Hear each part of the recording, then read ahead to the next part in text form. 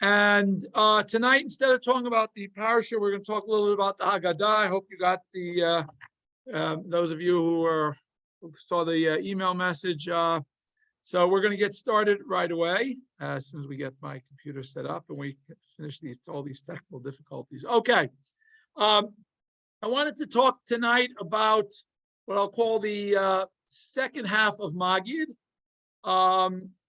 Last year we spoke about the Hagadah. We spoke about the fact that we have Magid, which is the basic telling of the story of Yetziat Mitzrayim, which is the primary reason we all get together on Seder night, is to re-experience the Exodus from Egypt, and really to form this what I'll call this generational chain of connecting ourselves to our parents, to our grandparents, to our children, to our grandchildren, through the telling of the story of Yetziat Mitzrayim, and of course we talked about Manishtana, and most of what we spoke about last year was the first half up to where we talk about the 10 plagues, and then we talk about how the 10 plagues are really 50, the 50 are really 200 and 250, and at that point it was as far as we got last year, because that's primarily the part of the Hagadah that focuses on physically getting us out of Egypt. From here, there are going to be one short passage that's going to talk about the rest of the Exodus, what happened after we left Egypt, and sort of bring us up to date on that. And then we're going to go back and start all over again. Basically, that's what the Hagadah is going to do. And we're going to talk about first that very well-known piyut, I don't know what else to call it, called Dayenu, which we're all, of course, familiar with, because it's probably everybody's favorite song at the Seder, and probably everybody's most misunderstood song at the Seder, because the word Dayenu means it would have been enough. And if we look through this song that we sing, it doesn't really make sense. First verse, for example, starts, we had taken out of Egypt, but hadn't executed judgments against the Egyptians, it would have been enough. And then later on we say, well, if it would have done this and not done this, it would have been enough. But for the Jews then, it certainly wasn't enough. They kept complaining, no matter what Hashem gave them, they wanted more. So I think in a way, when you look at the beginning passage that starts this, it sort of sets the tone for this whole song. And that's the part that everybody kind of forgets about. It's the phrase that begins, Kama ma'alot tovot l'makom aleinu. How many ma'alot, good ma'alot, did Hashem do for us? How many are there? And if we count through the song, we'll find, by the way, there are exactly 15 stages that we're going to mention between Egypt, and the 15th is building the Beit HaMikdash, which seems to have nothing to do with Yetziat Mitzrayim, but it really does, because that's the whole reason we leave Egypt. If we go back to the burning bush, where Hashem speaks to Moshe, he says to Moshe that he's going to redeem us. There are 5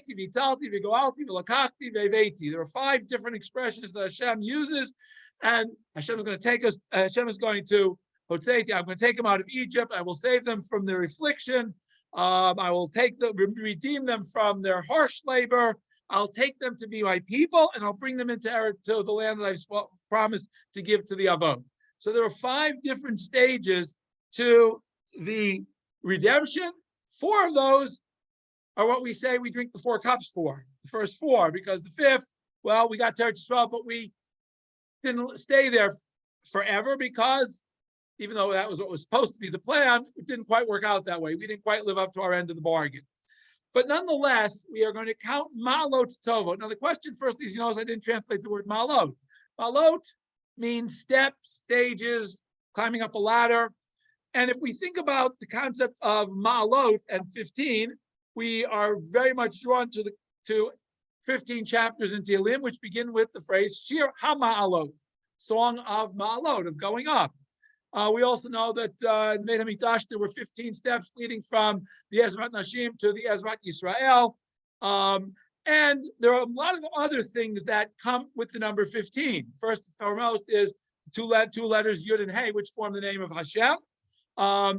as we're told that Hashem created the universe with the name of Hashem, that the Yud represents the spiritual world, the Hey represents the physical world.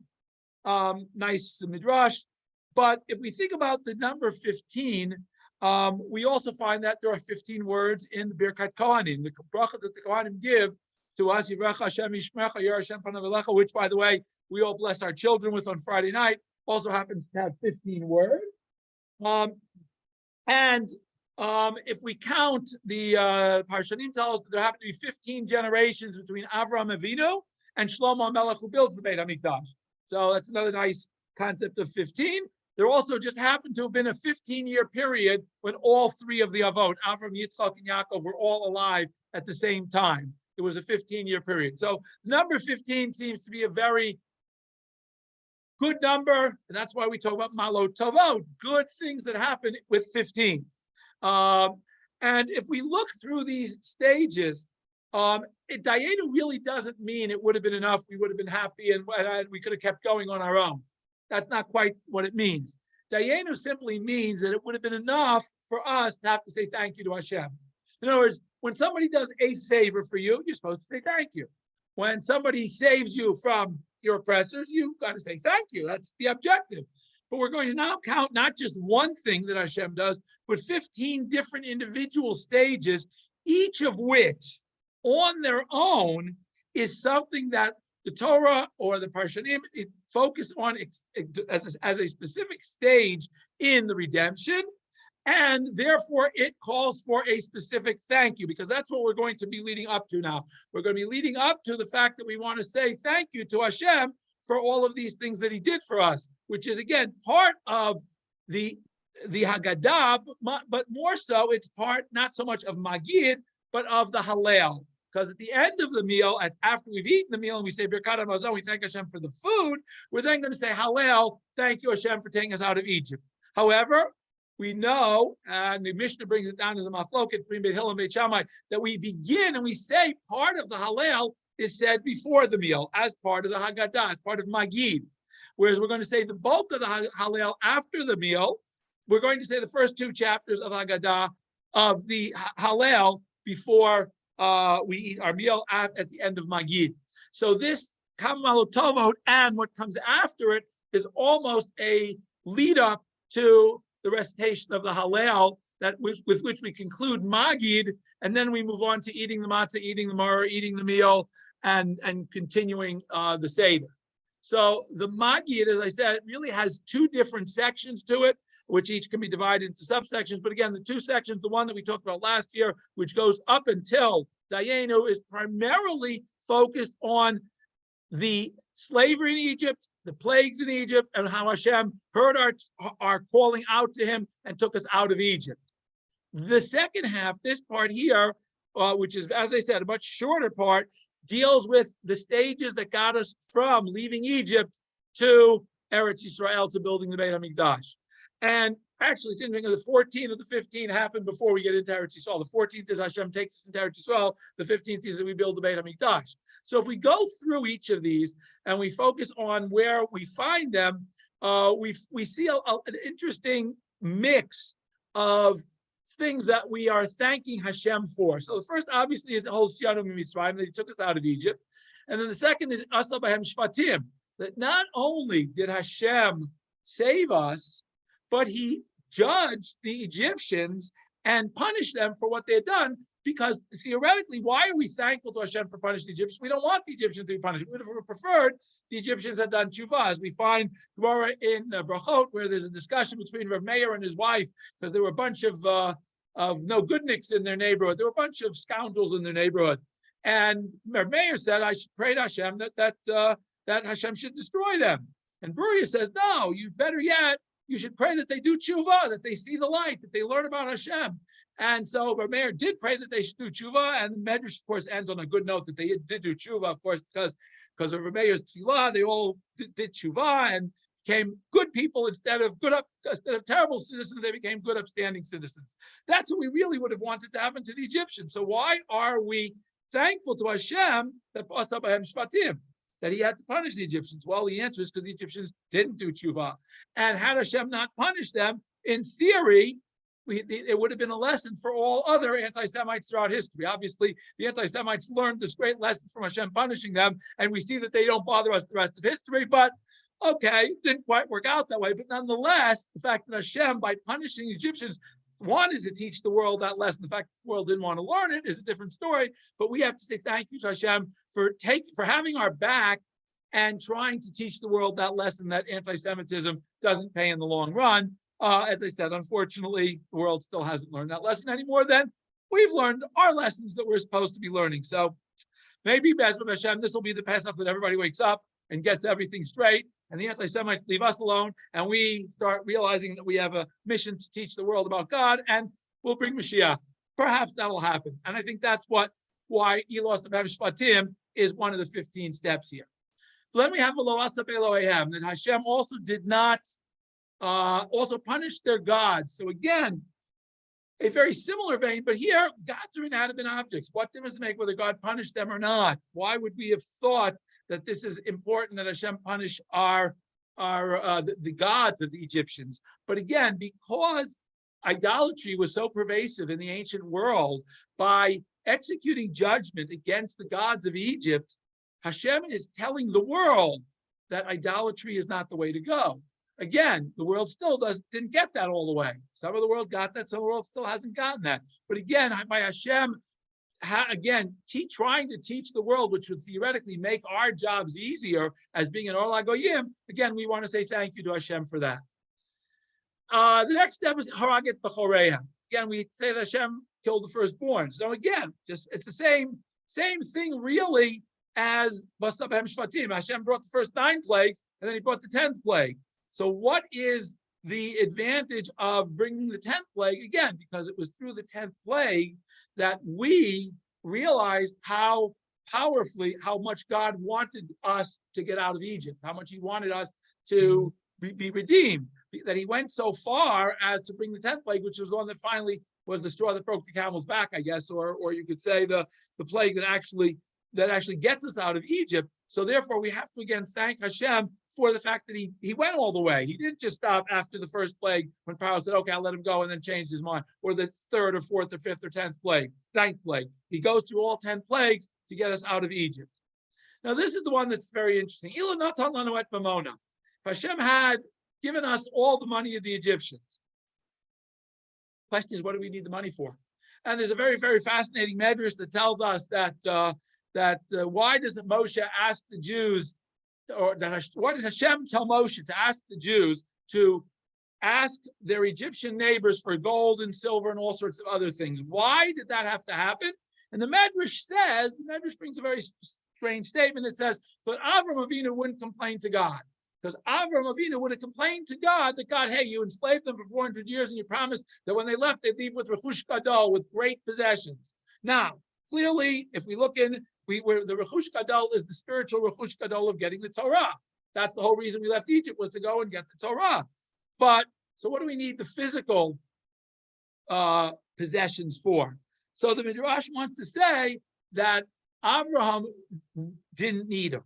Avram wouldn't have had a complaint. But the Medrash put this argument in Avram's name because the Jewish people at that point, since they had not yet received the Torah, they were not yet ready to realize that Rechush Gadol meant this powerful spiritual gift that they were going to be given.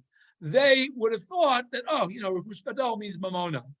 Another thing, by the way, Ilan Salano with Mamona comes to teach us a very important lesson, that human dignity, that when we enslave somebody and we destroy them, we really owe them a reparation. We have to repay them for what we've done to them. And so this Natan Mamona, by giving us money, they were restoring our self-value. Because now we could say, well, we weren't going out empty-handed with nothing. We now were people who had at least shirts on our back, the fachot, and something to talk about. So Natan Lanu et Mamona, if Hashem had the fact that Hashem did, as one of the stages, give us the money of the Egyptians, that's something that helped get us back on our feet and helped us on the way to becoming a nation, becoming independent and growing.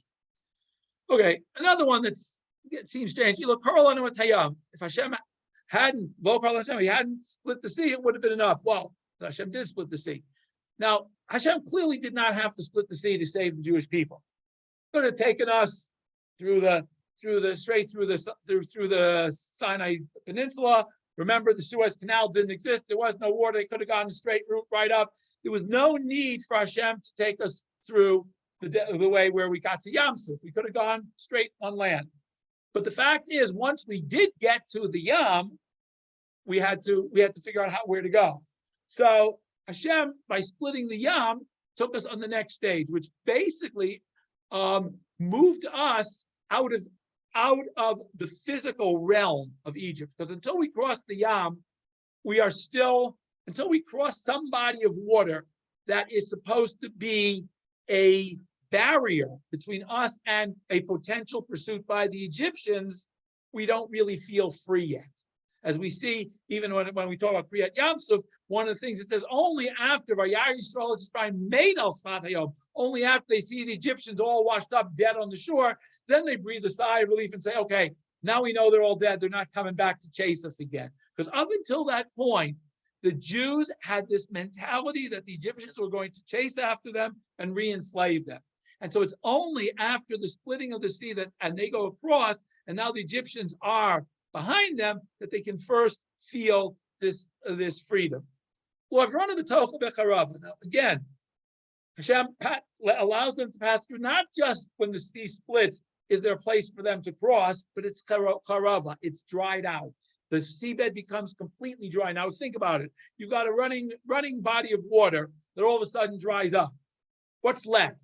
Well, not dry land. Probably left a lot of mud and quicksand and all sorts of probably dead fish all over the place too, but whatever. But Hashem made it so that we had a highway to pass on, a paved highway to go across the Yam.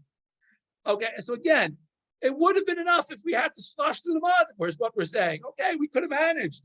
But the fact that Hashem did this was another stage, because what did it do? Help us get across faster, more smoothly. Probably helped if they had some wagons and they were carrying all their goods.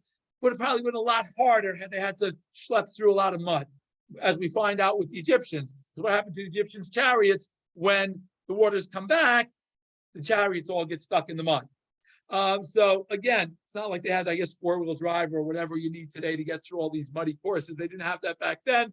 So they probably would have had a lot more challenging time getting across had it not been dry land. Okay, the next stage was that the Egyptians themselves are drowned. And again, the importance of that clearly was that it allowed Bnei Yisrael to realize that they now were not going to be chased after again by Egyptians, because again, before that, up until that point, they are really concerned with that happening.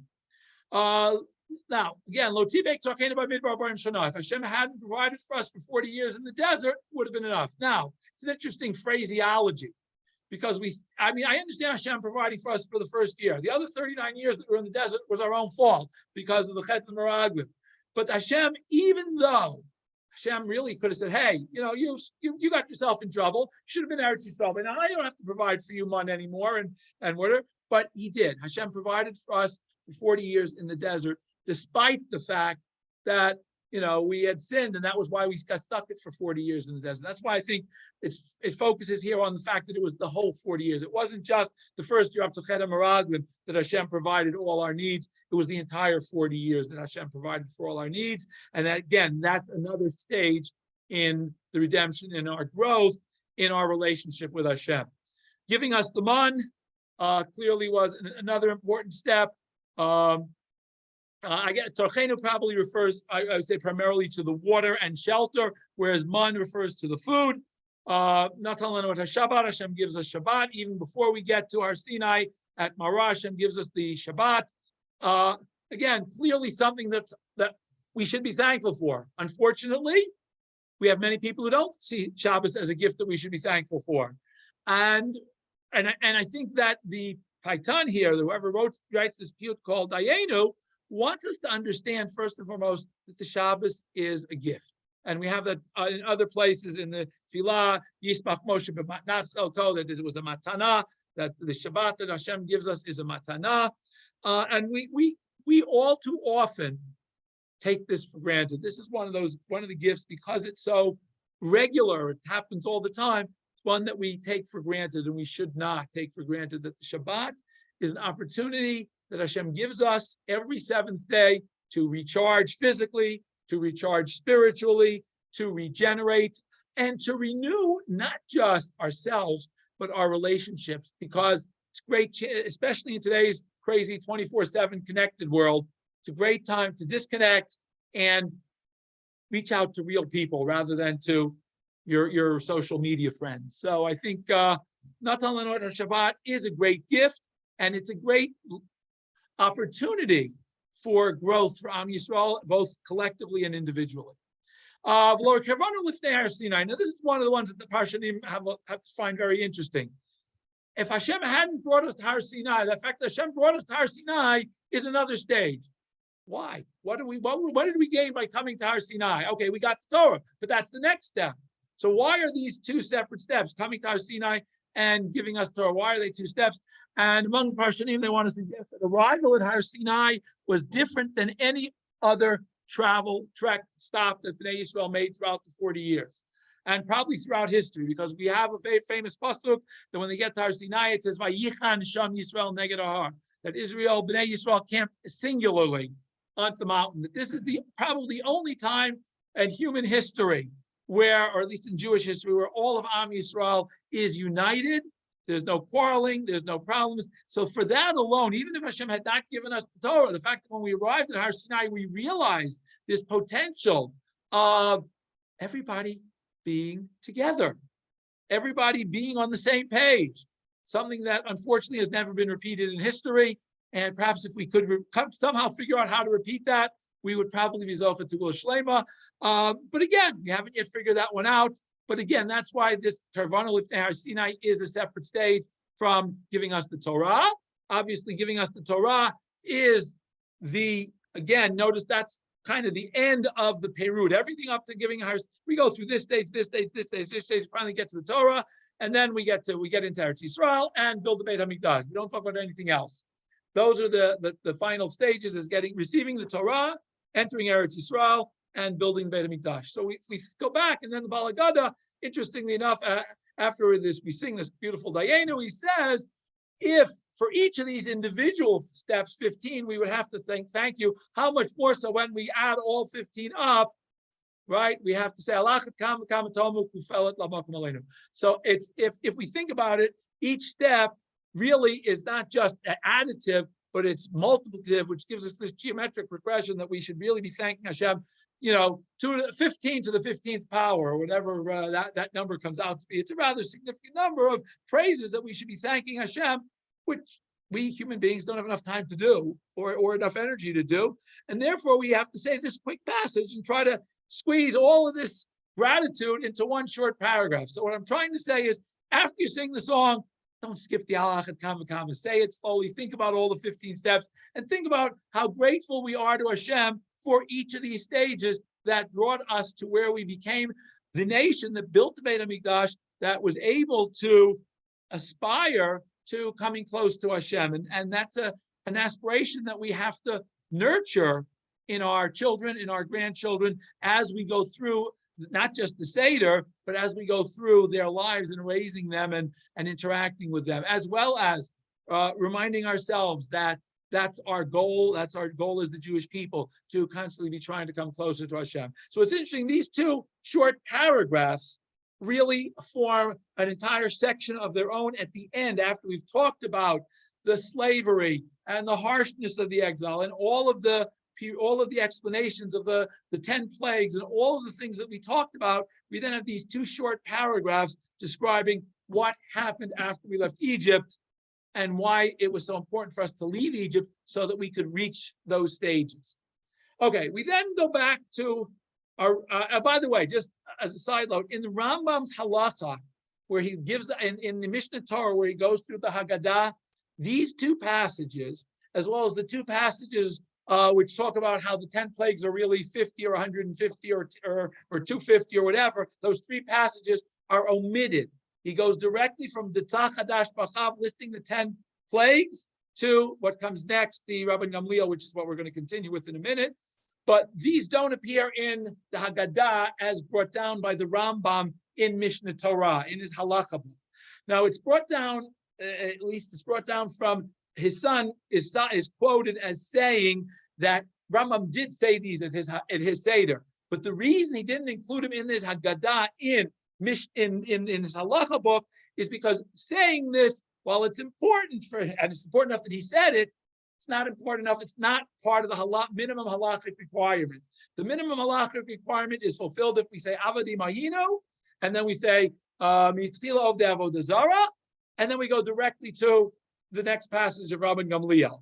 So these passages, which we add, they're part of every Seder I've ever been at. Now, I assume they're part of most people's Seder because everybody wants to sing Dayenu. I mean, come on, how can you have a Seder without singing Dayenu? So, therefore, it's interesting that I said that Rambam leaves it out of his Hagadah, as well as, by the way, none of these passages are quoted in the Mishnah as part of Seder night. Seder, it goes directly, the Talmud does not have, this whole passage of Dayenu is not a Talmudic passage. Not really sure what it was. I tried to go through a whole bunch of sources to see if I could figure out. I guess my Hagadah library wasn't big enough to find where the source for this Dayenu is and how old it is, but it's probably been around for quite some time. Okay. All right. Now I want to spend the rest of tonight going through the next stage of the Magid, which is really the part that I would say is the gist of the Hagadah. As a matter of fact, so much so that I remember as a kid, my grandfather would always stop and pause at this point to make sure, A, that everybody was still awake, and B, that nobody was in the kitchen looking and checking what was happening with the meal, that everybody was actually sitting at the table, and that everybody was there. This was the point of the Seder where he would wake everybody up and say, okay, this is the point. I don't care what you're doing till now. This is the point. You got to wake up and listen and pay attention. So, now, if you look here, I've got two columns on the going across. The right-hand column is as the text as it appears in our Hagadah, or most Hagadahs, at least most of the ones that I've been able to find, which are I went through at least half a dozen. And the left-hand side is how this section of the Seder appears in the Mishnah in Arvei Pesachim, in the Mishnah Pesachim. So the first passage is very simple. We're all familiar with that. It's quoted in Hagadah exactly as it's quoted in the Mishnah, that these are the three things you have to mention in order to fulfill your obligation. Now, the question is, we're going to get to Be'ez Hashem at the end, is what does that mean you don't fulfill your obligation if you don't mention these three things? What does that mean? We're going to get to that in a minute. Or what are these three things and what's it about? Okay. So the three things, of course, are Pesach, Matzah, and Marror. Now, what I've done here is I highlighted in green on the right those passages that are added post the Mishnah, that don't appear in the Mishnah. And the one that's very interesting is, we're going to see later on, we're going to get to Matzah, where it's completely different. Pesach is, at least the passage that appears in the Mishnah, does appear in our text, with the exception of it, Hamakom. It's the only part that's supposed to be in blue here. I don't know how the other rest is got blue. Hold on. This is supposed to be blue. Here we go. Hamakom in the Mishnah becomes HaKadosh Baruch Hu in our Hagadah. But basically the Pesach, and we add, because at the time of the Mishnah, I don't know why it doesn't quote the Pasuk, but we want to understand what is the purpose of the Pesach. Now, the Pesach, it refers, of course, not to the Chag. As we've said, whenever we have Pesach, it refers to the Karban Pesach. The Chag is always called Chag HaMatzot. The Karban Pesach that our ancestors ate when the Beit HaMikdash was in existence. Why? Because Hashem passed over the house of our ancestors in Mitzrayim. That's the whole reason. Very simple, very straightforward, very quick. I don't understand the fact that this is so important, but it's important from a perspective of the name of the Pesach. Why is it called Pesach? Because Hashem Pasach, Hashem skipped over. And then we have a pasuk that says Pesach Ul Hashem, that tells us why we're supposed to not just eat the Karban Pesach, but we have to speak about the Karban Pesach. V'amartem zevach Pesach. We also, in addition to eating the Karban Pesach, and this is, I think, why the Baal Hagadah adds this verse specifically. There are plenty of psukim that talk about the Karban Pesach, but this one specifically says, "V'amartem zevach Pesach." We are to relate. It's not enough to eat the Karban Pesach, which we can't do today, but even in the time when we could eat the Karban Pesach, you also have to explain what it is we're eating and why it is we're eating it, because of this pasuk, "V'amartem zevach Pesach." You have to tell and relate about the Karban Pesach. And here's the reason. And then this pasuk, of course, does give the reason that Hashem passed over the house of Bnei Yisrael when he sent the plague of the firstborn to the Egyptians. And that's the pasuk that connects the Karban Pesach with not just eating it, but talking about it. Okay. Matzah. Now, again, why do we eat matzah? Now, everybody knows why we eat matzah. Everybody knows, except the Mishnah. The Mishnah doesn't know why we eat matzah. The Mishnah says the reason we eat matzah is al shum shenigalu avotenu b'Mitzrayim. We eat matzah because we were redeemed from Egypt. What does matzah have to do with being redeemed from Egypt? Well, we all know because we all read our Hagadah, and of course, we're listening when we read this in Torah. And what does it say? We eat because that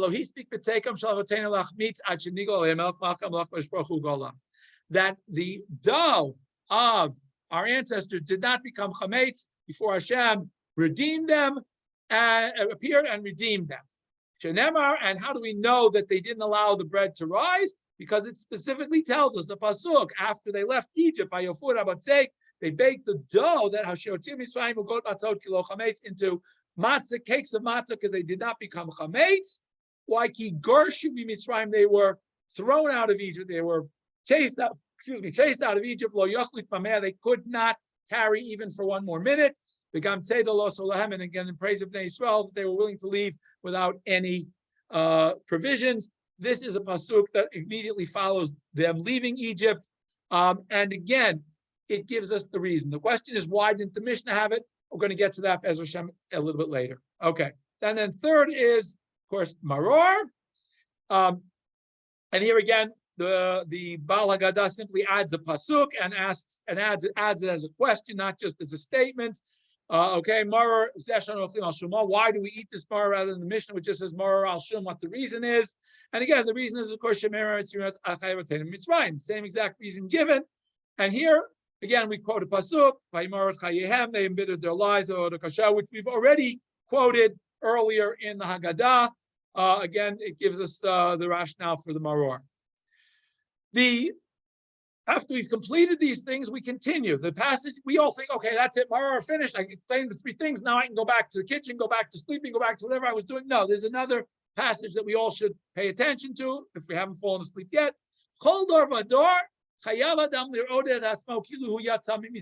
every generation, a person is obligated to view himself, to see himself as if he is leaving Egypt now. Shenemar, as it says, that we are supposed to tell our children, whatever day, whenever it is, years from now. Again, this pasuk is years from now, when we get to Eretz Yisrael and we're performing the mitzvot that remind us of Pesach, whether it's the Karban Pesach, whether it's the Seder night, whether it's bringing our firstborn and redeeming him, whether it's redeeming our firstborn animal, whether it's putting on tefillin, all of these things that are Zecher L'Tziat Mitzrayim. When we do them, we are supposed to tell our children, because this Hashem did for me, Li B'Tzeiti, when I left Egypt. So we have to see ourselves as leaving Egypt, no matter what generation we're in. And that's exactly how, and that's where the passage in the Mishnah ends. However, we continue, Lo et avotenu bilvad go'al HaKadosh Baruch Hu. We are, in our Hagadah adds another, Lo et avotenu, not only our ancestors were redeemed from Egypt, Al af otanu go'al imahem. We also were redeemed together with them. Shenemar, and there's a pasuk that says, "V'otanu otzi misham."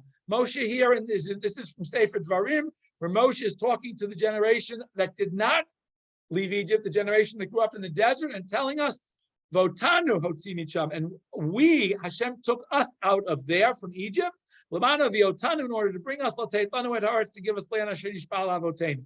Why is this passage added? We'll get to the Gemara later on that explains why this is added. This, as I said, we're quoting from in the Mishnah's version. This passage does not appear.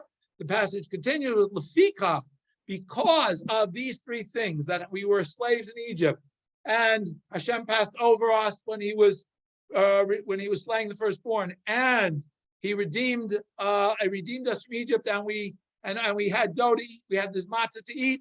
All of these reasons we are obligated to lahodot, lahalel, l'shabach, l'far, l'romim, to praise, thank, to extol, give all sorts of greatness.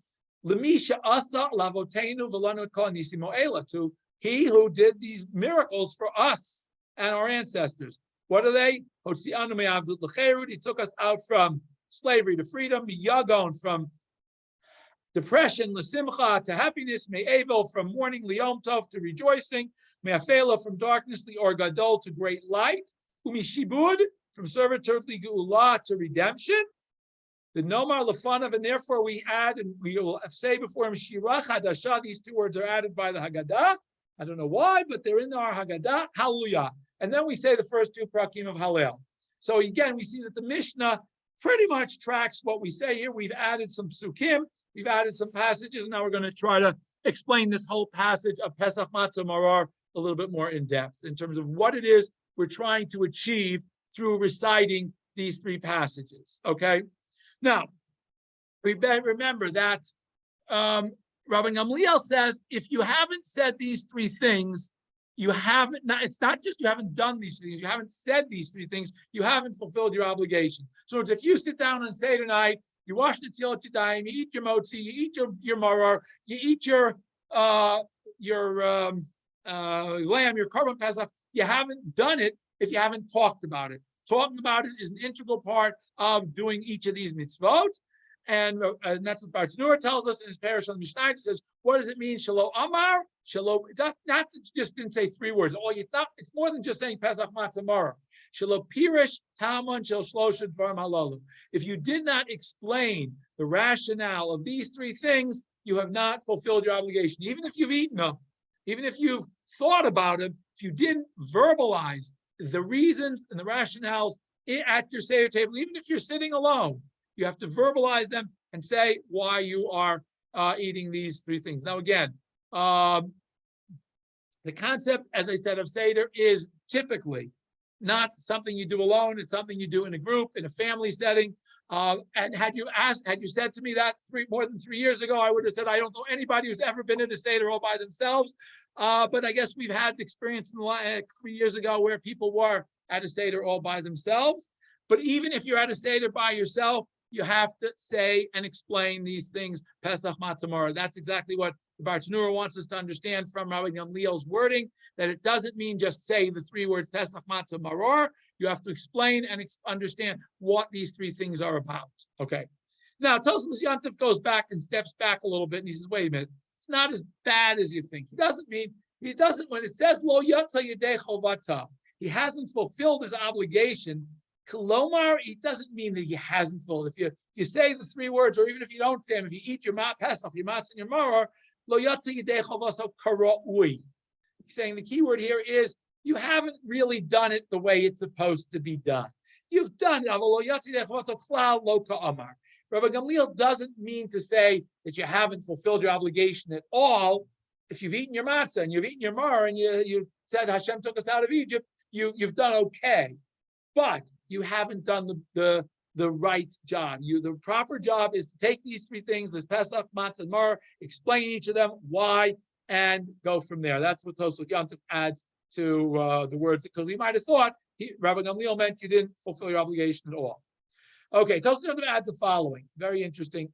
Now, again, remember, we said that there was a different version in the Mishnah as to why we eat the matzah. The matzah in the Mishnah said the matzah is only because Hashem took us out of Mitzrayim.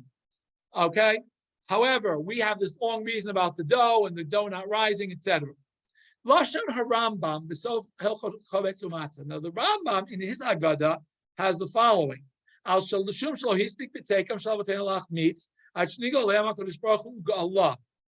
This is the language that we have in our Hagadah. It's taken from the Rambam's Hagadah, which is I believe also Rav Sachs' Hagadah. The reason we eat matzah is not obviously is because our ancestors were redeemed from Egypt, but that's not what we say in the Hagadah in Seder night. We say again, we mention the fact that the dough did not rise, But interestingly, Rambam adds one word that we don't have in our Hagadah, at least that didn't find in most versions of Hagadah. Ugalam miyad. He redeemed them instantaneously, immediately, miyad, immediately. The redemption was immediate. Once the time is for, as we said before, once the time for redemption arises, it happens immediately.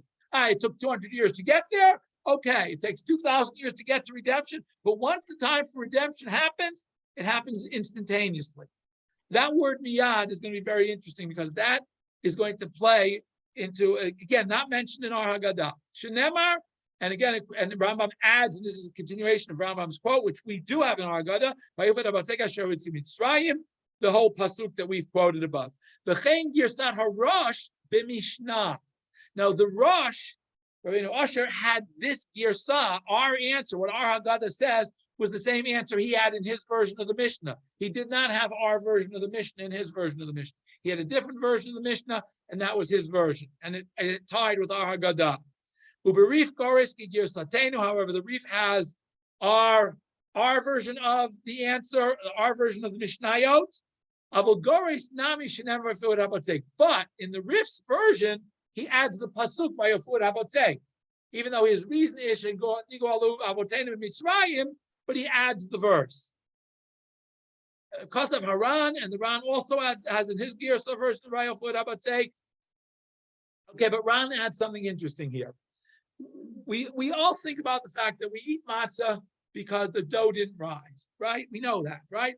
But again, if you've ever been to a matzah factory, you know that you've only got a very limited amount of time before the dough begins to rise, and after that, it won't be baked into matzah, and that's 18 minutes. Now, clearly, it took them longer than 18 minutes to get from Ramses to collect all 600,000 people with their dough on their back and get to the point where they reach Ramses, where they reach Sukkot, and finally they bake this dough into matzah.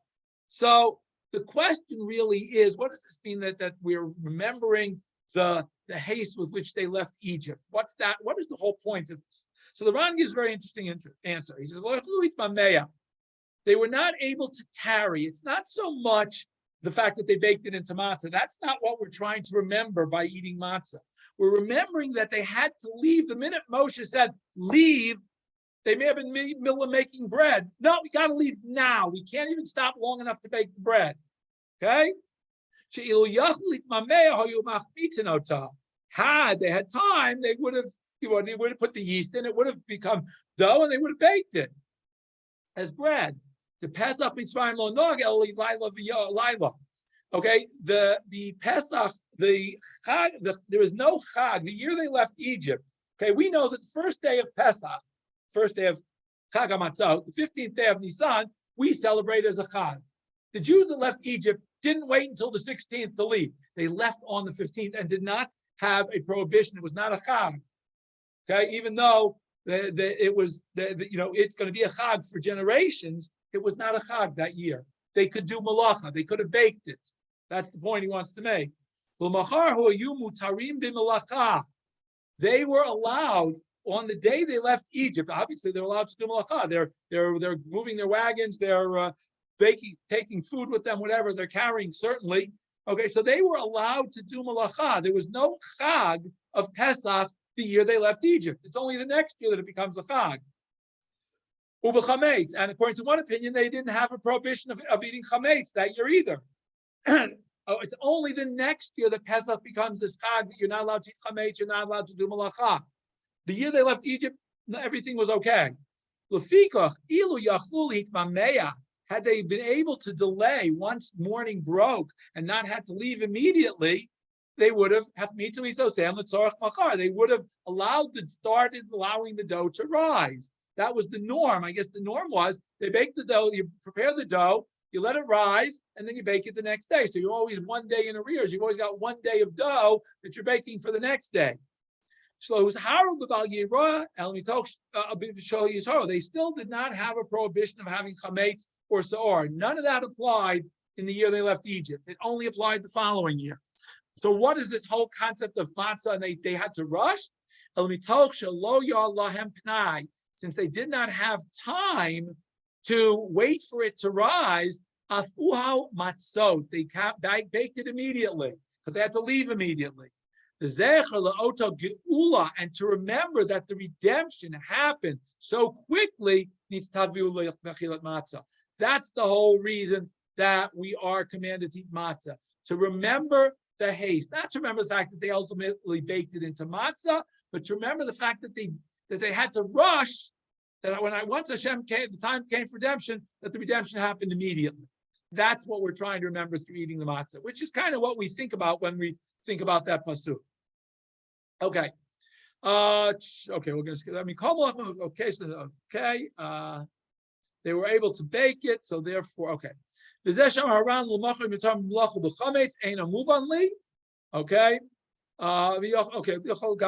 Okay. So the fact is that the Ran wants to say that the reason we eat matzah is to remember the fact that we had to rush out of Egypt, not so much the fact that they baked it into matzah, but that we had to rush and they didn't have time for it to rise and become chametz. Okay.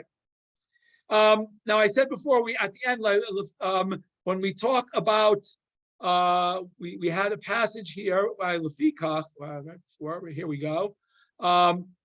Before we get to Lefikach, we had this passage that we added here, Lo et avotenu bilvad goal, that we too were redeemed with our ancestors. Where did the Baal Hagadah get that from?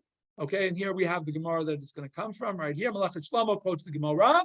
Amar Rava, Sorech sheyomar pasuk yotanu hotzi misham. That we have to say this verse that Hashem not only took our ancestors but also took us out. Shetzorech laharod et atzmo kilu yatsa misham. It's not enough to visualize to ourselves as though to think about it. We have to do things laharot to show ourselves, to demonstrate for ourselves, not lirot et atzmo, to visualize ourselves. That's one girsa, but there's a second girsa that's not only to visualize, but also to demonstrate to ourselves. So we do things to demonstrate to ourselves that Hashem took us out of Egypt. Okay. One final thought about Pesach Matza and Marror. The person who is conducting the Seder has a Seder plate in front of him. On that Seder plate, he has a number of among other things, he has some Marror in front of him. He has presumably 3 matzos, or by this point, he's only got 2.5 left, matzot. And he has some type of bone that has been roasted as a memorial, a remembrance of the Korban Pesach, not the actual Korban Pesach, because we don't have the actual Korban Pesach. Okay, so Rava wants us to say, Rava gives us you'll find these, by the way, printed in virtually every Hagadah, these instructions, but here's where they come from, this Gemara. Rava says the following, Omer Matzazu, when you begin the passage of Matzah, Sarich Lahadbiyah, you must pick up the piece of matzah. And generally, in most Haggadahs, it'll say, not only do you pick up a piece of matzah, but you pick up the broken piece of matzah that's been left. Is the piece you pick up to show everybody. Shomer maror zeh. And when you say maror, gamkin tzorech ladbiyah, you also, the person who's leading, conducting Seder, has to pick up the maror and show it to everybody. Say laharot limisubim titchavev hamitzvah be'eineihem. And through seeing this, the mitzvah will become beloved in their eyes, because the fact is, here's what we're talking about. However, very important here.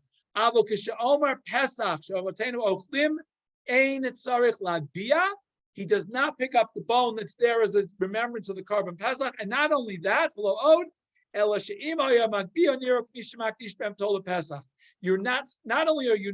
do you not have to pick it up, but you should not pick it up, because it is as if you are saying, this is a Korban Pesach that I'm picking up. And we can't do that because we don't have Beit HaMikdash. We don't have the area of the Beit HaMikdash where the Mizbech wanted to bring the Korban Pesach, and therefore we do not pick it up. There are those that say you're supposed to point to it. Others say you don't say anything and don't do any motion when you say Pesach. We don't say Pesach Zeh. We say Pesach. Whereas as opposed to Matzah, we say Matzah Zu. And Pesach and Maror, we say Maror Zeh. Okay. Final thoughts here. Okay. Here. Tiferes Yisrael has a very interesting concept on this concept of that we had to leave right away. Okay, umatzah al shem shelo hispik. We eat matzah. We say because the matzah did not have time to rise. Okay.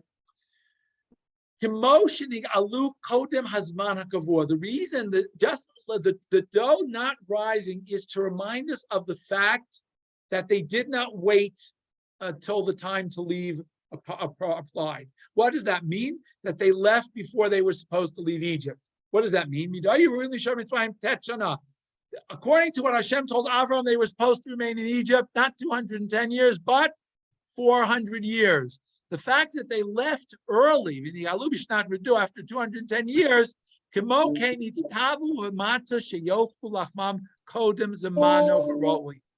the reason we eat matzah is to remind us that they left Egypt early, before the time. What time? The 400 years. So since they left before the 400 years, we too eat bread that has not run its full course of rising, and we bake it early to remind us that they left early. I thought it was very interesting. Never saw that before I was praying for tonight. Okay, now very interesting. The spiritual adds another very interesting thought on Marror. Very interesting. Marror al shem shemoror and chayehem. We say Marror because the Egyptians embittered our lives. Is why we eat Marror. Now here, interesting. First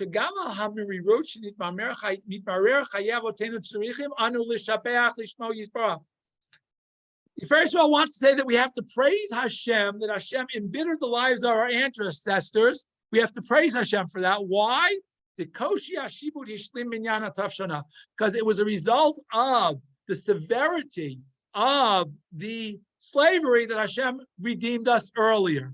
So we say thank you, Hashem, for redeeming us earlier through the bitterness. Also, an interesting thought about Marror and its part in the Seder. So that Marror, we all think of Marror as something we eat to remember the bitterness, but we also have to remember, as we are remembering the bitterness, that is as a result of the bitterness, we got out earlier. We got time off for extra harsh labor as Am Yisrael. So again, an interesting thought to think about as you go through your Seder night. And as we started, and of course, after we finish this passage, I said we then say the first two chapters of Hallel and conclude the Magid, and then we go back, then we continue our Seder. So I hope that hope this helps give us a little bit of insight into these three concepts of Pesach, Matzah, and Marror. And Be'ezrat Hashem, we will merit that we should grow in our awareness of HaKadosh Baruch Hu. We should be an Or LaGoyim, that they shouldn't be so much hating the Jews, that we should learn from all these lessons from Egypt, as I started at the beginning. And Be'ezrat Hashem, we'll be Zocha to Gul Shlema once again in the month of Nissan. I thank you all. And at this point, I open it up for questions, comments, and feedback. Any questions or comments? It was excellent. Thank you very much. Welcome back, Rita. Good to see you. Hope everything is well. Okay, anybody else? Any other comments, questions before we close? Okay.